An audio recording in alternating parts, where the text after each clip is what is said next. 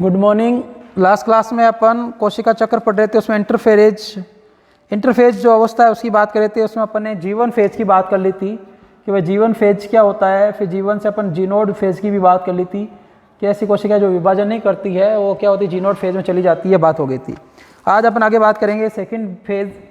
ठीक है, second phase कौन सा है अपने? एस फेज, ऐसे कहते हैं एस प्रावस्था, यह से कहा जाता है डीएनए संश्लेषण अवस्था।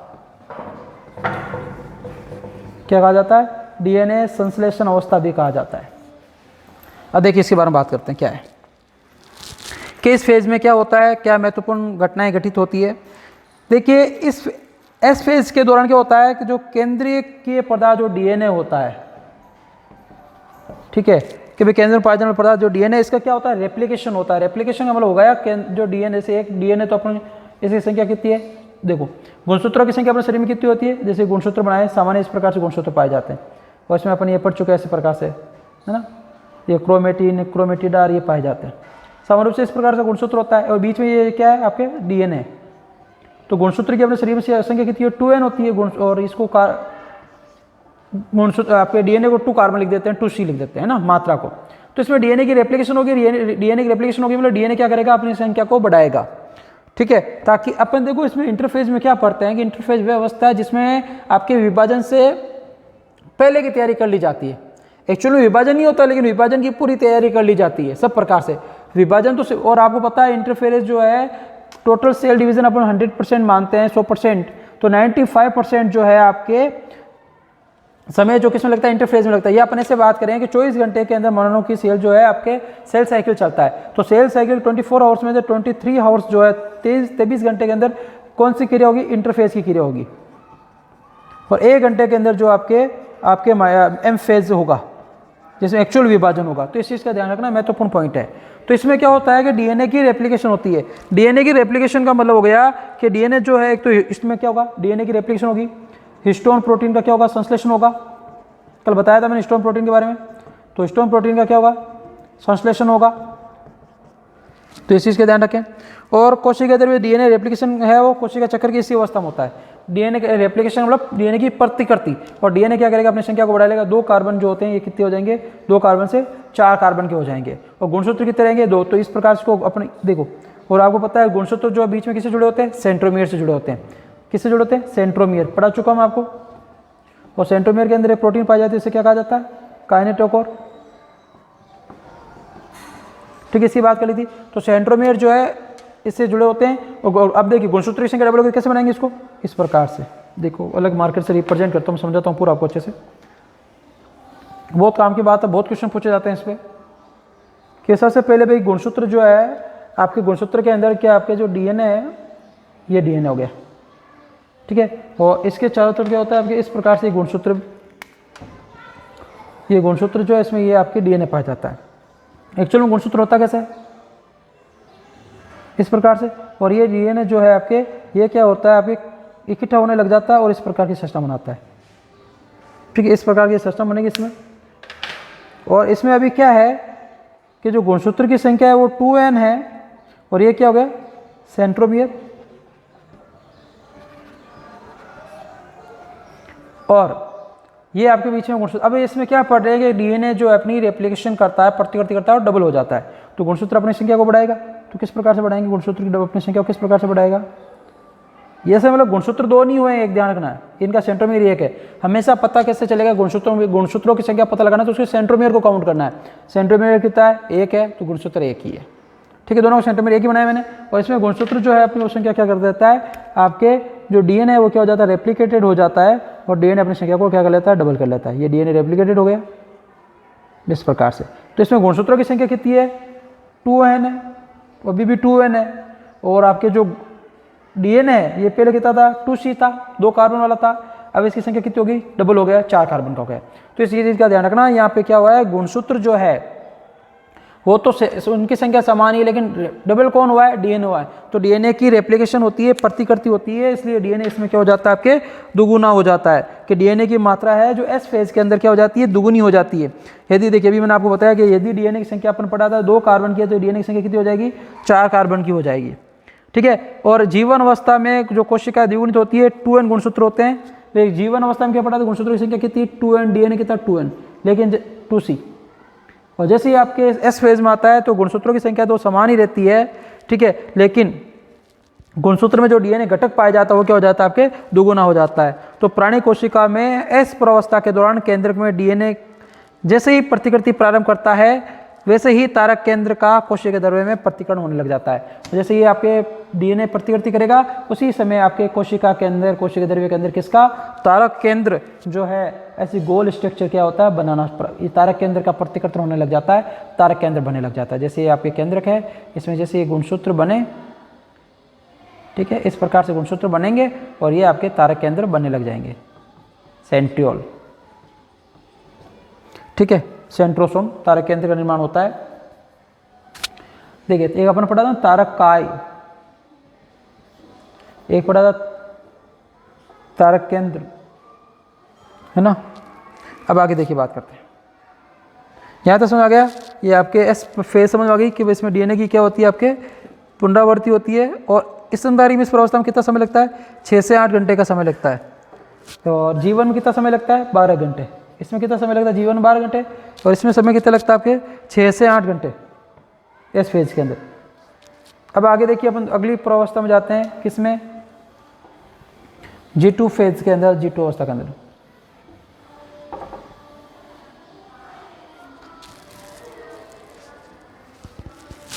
तीसरा स्टेप आता है आपके G2 फेज,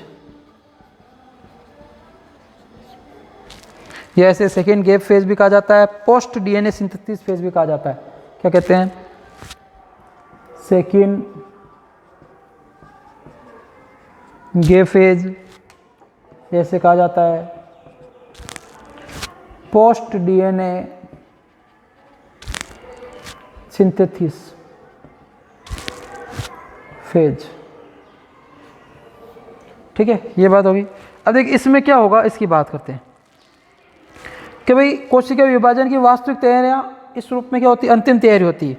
इसी अवस्था में भी विभाजन के लिए आवश्यक तरकूब और प्रोटीन का निर्माण होता है कि भाई तरकूब तंतु बनाते हैं उसके लिए जो माइक्रोट्यूब्यूल्स चाहिए, उसकी प्रोटीन जो है ट्यूबुलिन, उसका निर्माण होता है। तो तरकूब प्रोटीनों का निर्माण होता है कि जो तरकूब तंतु बनाए उसके लिए जो प्रोटीन आवश्यक उनका निर्माण होता है। जैसे तरकूब तंतु जो प्रोटीन, कौन सी प्रोटीन काम आती है, ट्यूबुलिन प्रोटीन, ध्यान रखना, कौन सी प्रोटीन काम आती है, ट्यूब्यूलिन। कि तरकूब तंतु किस प्रोटीन के बने होते हैं, तो ट्यूबुलिन प्रोटीन के बने होते हैं, उसकी तैयारियाँ होती है। इसके अलावा आपके इसमें भी आरएनए और प्रोटीन का संश्लेषण होता है। किसके निर्माण होता है कि आरएनए व प्रोटीन का संश्लेषण होता है।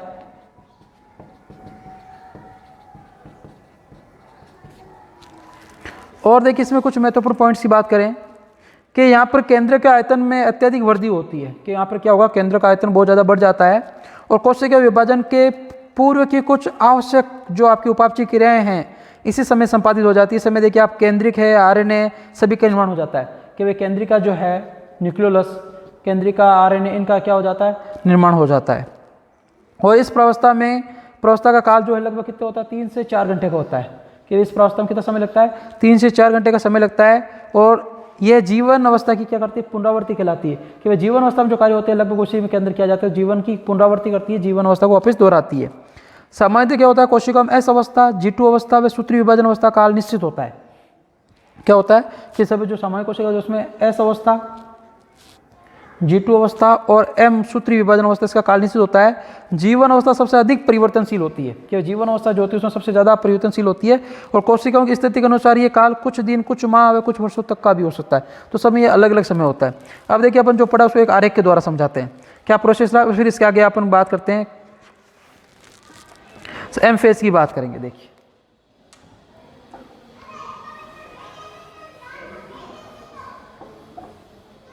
कि अपन सामान्य रूप से इसको बनाएं, ठीक है, एक आरेख के द्वारा कि वे कोशिका है, कोशिका चक्र है। इसमें अपन इसको मुख्य रूप से 3 अवस्थाओं में बांटते हैं, ठीक है। कि सबसे पहले आपकी वही जीवन फेज, फिर ये एस फेज और फिर आपके G2 फेज। तो ये क्या है, जीवन फेज, एस फेज और ये G2 फेज। और फिर ये आपके एम अवस्था, ठीक है। इसको देखो थोड़ा सा और अलग बना लेता हूँ, उसको जीवन रिप्रेजेंटेशन है। तो ये यहाँ से लेकर यहाँ तक जो का समय है ये क्या है, जीवन का है। और यहाँ से यहाँ तक जो है आपके किसका है, एस फेज का है। और यहाँ से जो ये समय ये G2 का है। और यहाँ से जो आपके यहाँ तक का समय जो है एक छोटी सी ये मान लीजिए ये पूरा जो समय है वो किसका है, ये G नोड का ना, ये M अवस्था या M फेज। M फेज जो है इसमें अपन पढ़ेंगे, इसको क्या है दो भागों में पढ़ेंगे, एक तो केंद्र का विभाजन, एक कोशिका द्रव्य विभाजन। जो केंद्र का विभाजन इसको देखो 4 भागों में बांटा है, 1 2 3 और ये 4, और एक होता है कोशिका द्रव्य विभाजन। ठीक है, जो केंद्र का विभाजन है इसको 4 भाग कौन कौन से दे रखे हैं उनकी बात करें अपन। ठीक है, तो 4 भागों में देखिए सबसे पहले पढ़ेंगे प्रोफेज,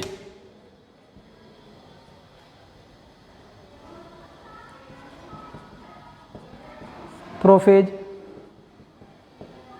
मेटाफेज, एनाफेज, टीलोफेज। ये 4 अवस्थाएं होगी। ये क्या कहलाती है आपके केंद्र का विभाजन।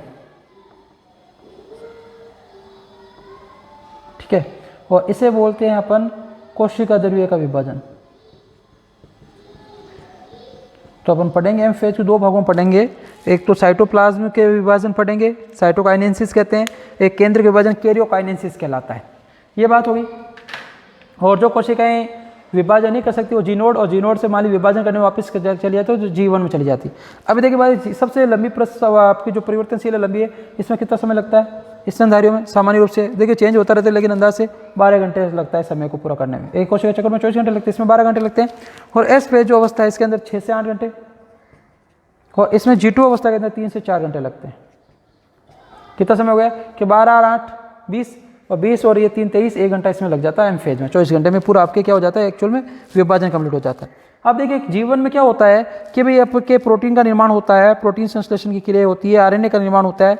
तो प्रोटीन में देखिए क्या है, भाई कोशिका जो आगे विभाजन करे इसके लिए क्या है, उसको प्रोटीन की जरूरी है, आरएनए भी जरूरी है ताकि आगे जाके विभाजन करे। तो यहाँ पे भी प्रोटीन का संश्लेषण होता है, आरएनए का संश्लेषण होता है, और प्रोटीन आरएनए के संश्लेषण की वजह से यहाँ पे क्या हो जाता है, डीएनए का संश्लेषण हो जाता है। ठीक है, और डीएनए संश्लेषण होने के बाद वापस यहाँ प्रोटीन आरएनए संश्लेषण, ताकि आगे जाके आपके प्रोटीन आरएनए सब बने रहेंगे, तो आगे जाके आपके केंद्र का विभाजन होगा। तो ये आपके क्या पूरा सेल साइकिल है कि वे सेल जो है इसमें किस प्रकार से कोशिकाएं विभाजित होती है, किस प्रकार से क्रियाएं होती है। तो कोशिका यहाँ से चलना शुरू करती है, फिर आपकी जी नोड से, फिर G1, फिर S, G2, M, फिर ये प्रोसेस चलता रहता है। इस प्रकार से कोशिकाएं क्या होती रहती है, विभाजित होती रहती है और चलती रहती है।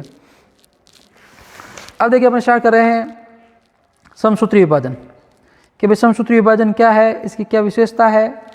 ठीक, इनकी बात करेंगे। ठीक है, तो ये तो आ गया आपके सेल साइकिल का इंटरफेज अवस्था कंप्लीट हो गई। अब इस इंटरफेज के अंदर दूसरा भाग जो अपन उसकी स्टार्ट कर रहे हैं। ठीक है, एम फेज या सूत्री विभाजन बोलते हैं, इसकी बात करेंगे। देखिए इसको मिटा देता हूं मैं।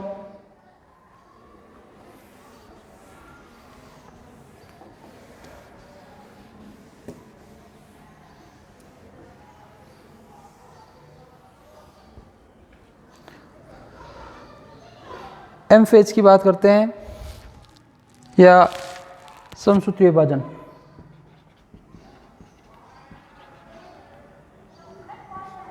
इसे क्या कहते हैं, समसूत्री विभाजन।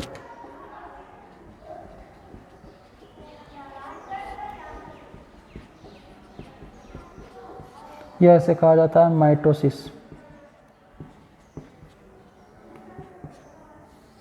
ये सब इसी के नाम है, ध्यान रखना, नाम जरूर याद अच्छे से रखना। अब माइटोसिस नाम किसने दिया था पहले उसकी बात करते हैं, फिर इसके बाद बात करेंगे। तो माइटोसिस शब्द जो है आपके ये नाम दिया था आपके वाल्टेर फ्लेमिंग ने। किसने,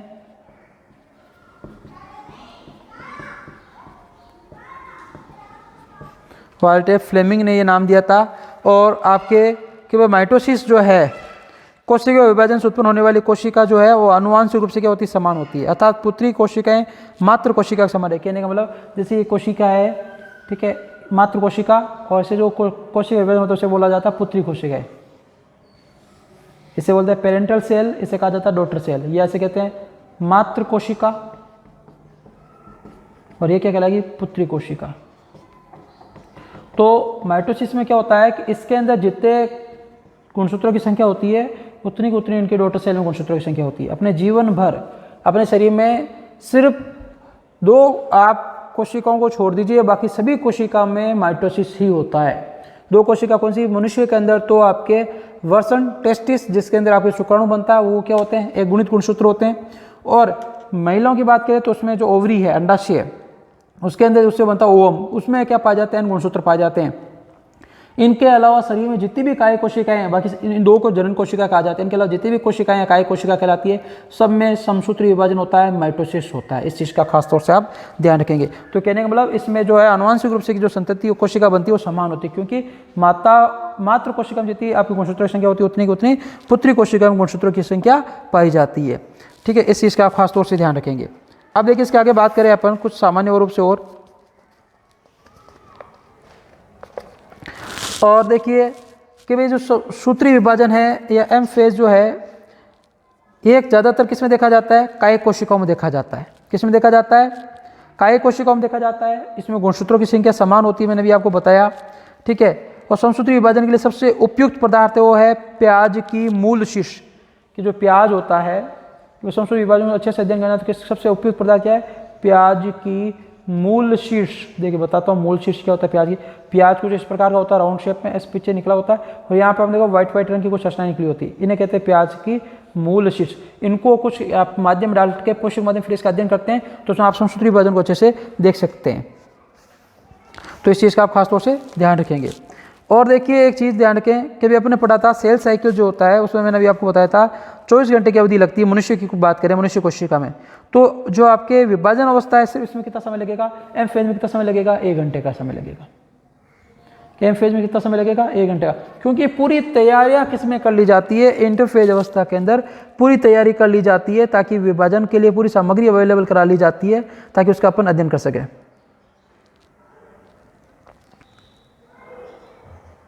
और देखिए एक बात सुनिए, स्ट्रासबर्गर ने 1875 में प्रथम पादप कोशिका में इस विभाजन का अध्ययन किया था। स्ट्रासबर्गर ने सबसे पहले पादप कोशिका में अध्ययन करने का श्रेय किससे जाता है, स्ट्रासबर्गर को जाता है। इस चीज़ का भी आप ध्यान रखेंगे। अब देखिए इसकी कुछ और जानकारी लेते हैं और इसके पॉइंट्स की बात करते हैं, कुछ महत्वपूर्ण तथ्यों की बात करते हैं। क्या है, अब देखिए कि ये कोशिका चक्र की सर्वाधिक नाटकीय अवस्था है। नाटकीय अवस्था क्यों, देखिए इसकी बात करते हैं, मिटा देता हूँ पहले, कुछ और पॉइंट लिखने वो लिखेंगे साथ में। ठीक है, तो ये नाटकीय अवस्था है कि जिसमें कोशिका के सभी घटकों का वृहद पुनर्गठन होता है, बड़ी संख्या बनते हैं। जनक व संतति कोशिका में गुणसूत्रों की संख्या बराबर होती है, इसलिए क्या कहा जाता है, समविभाजन भी कहते हैं। इसे क्या कहते हैं, समविभाजन, क्योंकि इसमें जो संतति बनती है और जो आपके मातृ कोशिका होती है उसमें गुणसूत्रों की क्या होती है, संख्या समान होती है। इसे क्या कहा जाता है, सर्वाधिक नाटकीय अवस्था कहा जाता है। चीज का ध्यान रखेंगे आप। देखिए सुविधा के लिए सूत्री विभाजन को केंद्र विभाजन की 4 अवस्थाओं में विभाजित किया जाता है, और आपको ये समझ आ जानी चाहिए कि कोशिका विभाजन एक प्रगतिशील प्रक्रिया है। इसमें विभिन्न अवस्थाओं के बीच स्पष्ट रूप से विभाजन करना मुश्किल होता है, इसलिए अपन एम फेज जो है इसको देखिए 2 भागों में पढ़ते हैं मुख्य रूप से। देखिए मैं बना देता हूँ कि जो आपके एम फेज है या सूत्री विभाजन जो है इसको 2 भागों में पढ़ा जाता है समझने के लिए। एक होता है जिसे बोलते हैं केंद्र विभाजन, केंद्र का विभाजन, जिसे इंग्लिश में कहा जाता है कैरियोकाइनेसिस, कैरियोकाइनेसिस।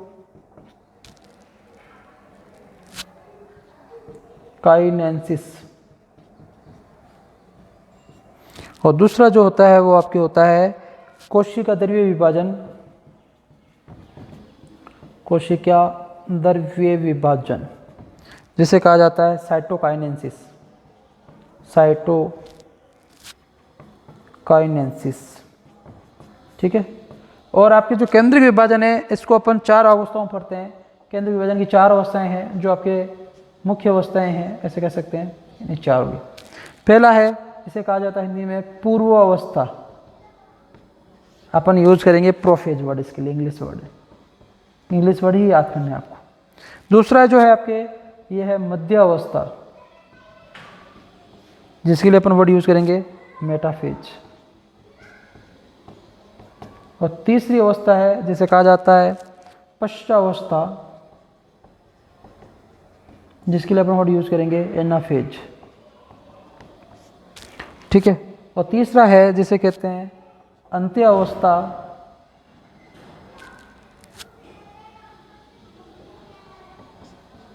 इसे कहते हैं टीलोफेज। ठीक है। ये चार अवस्थाएं हैं, प्रोफेज, मेटाफेज, एनाफेज, टीलोफेज। इन चारों के बारे में अपन पढ़ने वाले हैं कि प्रोफेज अवस्था में क्या चेंजेस आते हैं, प्रोफेज में क्या परिवर्तन आते हैं, क्या चीज़ें होती है। ठीक है। एनाफेज, टीलोफेज, इनमें क्या होता है, इन सब की बात अपन करने वाले हैं कि भाई इनमें क्या क्या परिवर्तन आते हैं, इनकी बात करें। तो सबसे पहले स्टार्ट करते हैं अपन प्रोफेज अवस्था। ठीक है।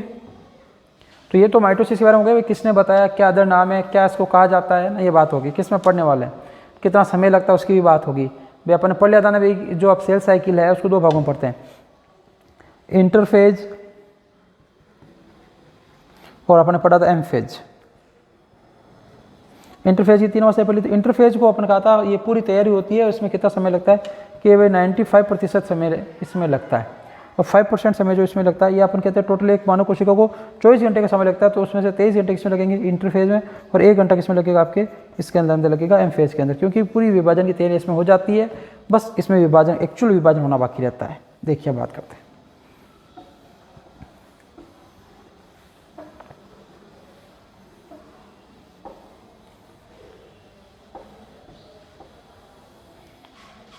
सबसे पहली अवस्था प्रोफेज में, जैसे आपको कहा था हिंदी में नाम लिखा दिया, इंग्लिश में ज़्यादातर जो पॉपुलर नाम है, आप बड़ी क्लासेस में आगे जाएंगे तो प्रोफेज ही पढ़ेंगे, तो इसलिए भी आदत डालें कुछ इंग्लिश वर्ड की, क्योंकि आपको जब हाई स्टडी के लिए इंग्लिश मीडियम ही इंग्लिश वर्ड ही ज़्यादा पढ़ने पड़ेंगे। देखिए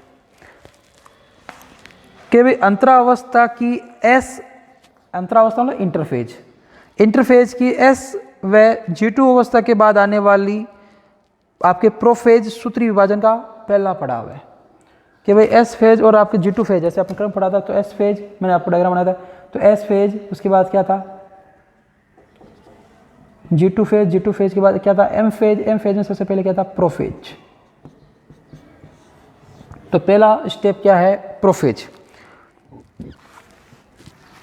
एस व G2 अवस्था में डीएनए के नए सूत्र बनते हैं, बन तो जाते हैं लेकिन आपस में क्या होते हैं, गुंथे होने के कारण स्पष्ट नहीं दिखाई देते हैं कि भाई इसमें क्या होता है। अपन बात करें प्रोफेज की, तो दो स्टेप में पढ़ते हैं प्रोफेज को। एक तो पढ़ते हैं अर्ली प्रोफेज, शुरुआत की प्रोफेज, ठीक है, और ये कोशिका हो गई, इसमें ये केंद्रीय झिल्ली, ये कोशिका झिल्ली। ठीक है। इसमें क्या होता है कि जो गुणसूत्र अपने पढ़ा था, डीएनए के नए सूत्र तो बन जाते हैं, लेकिन वो आपस में क्या होते हैं, नए जो डीएनए के नए सूत्र जो बनते हैं वो आपके लिए बहुत ही कुंडलित होते हैं, धागेनुमा संरचना में दिखाई देते हैं, घूमते होने का स्पष्ट दिखाई नहीं देते हैं। और गुणसूत्रीय पदार्थ के संग्रहण का प्रारंभ इसी पूर्वावस्था में होता है कि जो आपके जो पदार्थ पाए जाते हैं इस प्रकार से, ये ठीक है, इस प्रकार से पदार्थ पाए जाते हैं। ये जो आपके गुणसूत्रीय पदार्थ डीएनए जो है बहुत ही ज़्यादा क्या होता है आपके गुंथे हुए आपस में होने के कारण क्या होते हैं, आपको स्पष्ट रूप से दिखाई नहीं देते हैं। और गुणसूत्रीय संग्रहण की प्रक्रिया इसी में होती है। साथ में क्या होता है, तारक केंद्र जिसका अंतरावस्था या एस अवस्था के दौरान ही द्विगुणन हुआ था, मैंने आपको पढ़ाया था कि जो तारक केंद्र उसका भी क्या हो जाता है, प्रतिलिपिकरण हो जाता है, द्विगुणन हो जाता है।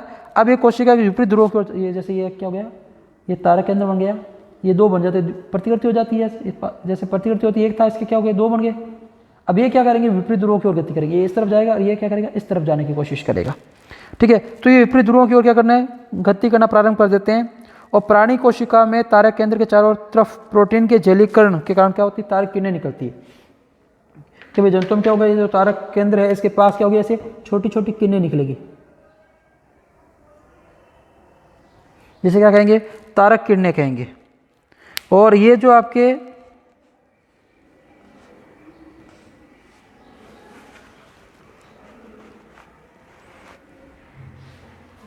अब देखिए दो चीज़ों को बताता है इसको समझने के लिए साथ में, कि भाई एक होता है कि भाई तारक किरणें बन गई, तो एक प्रोसेस क्या होता है एनएस्ट्रल, एक होता है एम्फीएस्ट्रल। देखिए सुनिए क्या चीज़ है,